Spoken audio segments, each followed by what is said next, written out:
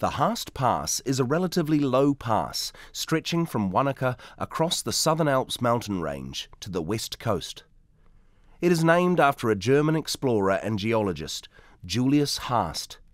However, before Europeans arrived in New Zealand, Māori travelled to South Westland by crossing the pass, which was then a foot trail.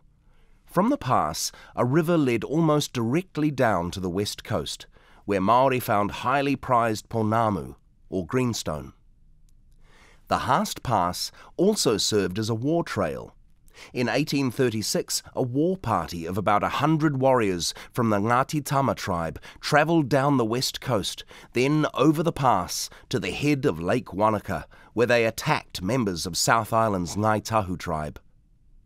The track was rarely used until the Otago gold rushes in the early 1860s, when a Dunedin prospector, Charles Cameron, set out for the west coast. In January 1863, Cameron followed the old Māori route through the pass and climbed a peak above it. Here he buried a flask inscribed with his name and the date in a cairn on the summit. In February, Cameron wrote to an Otago newspaper saying that he had crossed to the coast during the previous month. Julius Haast, who was also exploring the area, reached the coast 9 days after the newspaper report about Cameron was published. Haast's party hotly disputed Cameron's claim that he had crossed the pass first, and it was named after Haast. However, in 1881, Cameron's buried flask was discovered, so it is probable that Charles Cameron was the first European to cross the Haast Pass. Work began on a road over the pass in 1875. By the following year, cattle were being driven from Wanaka to the west coast, though it was an extremely rough track. 10 years later, the route remained difficult, with a West Coast newspaper complaining that of a flock of 600 sheep driven over from Wanaka, 160 had been lost because of the dangerous state of the trail. It was little better in 1900 when explorer Arthur Harper made the first crossing by bicycle. In places, I had to lower my machine down 6 to 10 foot drops and hoist it up the other side. Though it was described as the finest scenic coach drive in the world, most travellers still crossed on foot or horseback.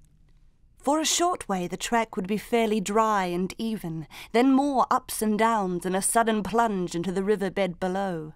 Sometimes this gave us half a mile of good going on sand or grass, but more often the long grass grew rank and the horses forced their way through it breast high. Looking back now from the entrance to the gorge, it looked a beautiful, fertile valley, some miles wide, and little sign of the cruel Haast River that has taken more toll of wayfarers than almost any other on the coast. During the Depression years of the 1920s and 30s, unemployed men started on a proper road from Wanaka, using picks and shovels.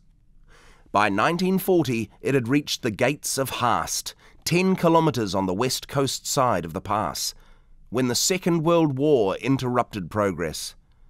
Building did not resume until 1956, but by then the availability of modern earth-moving equipment made the job much easier.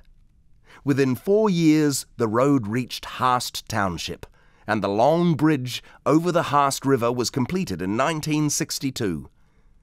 Despite the extraordinary struggle to build the road over the Haast Pass, today the journey is comfortably accomplished by cars, camper vans and tourist buses.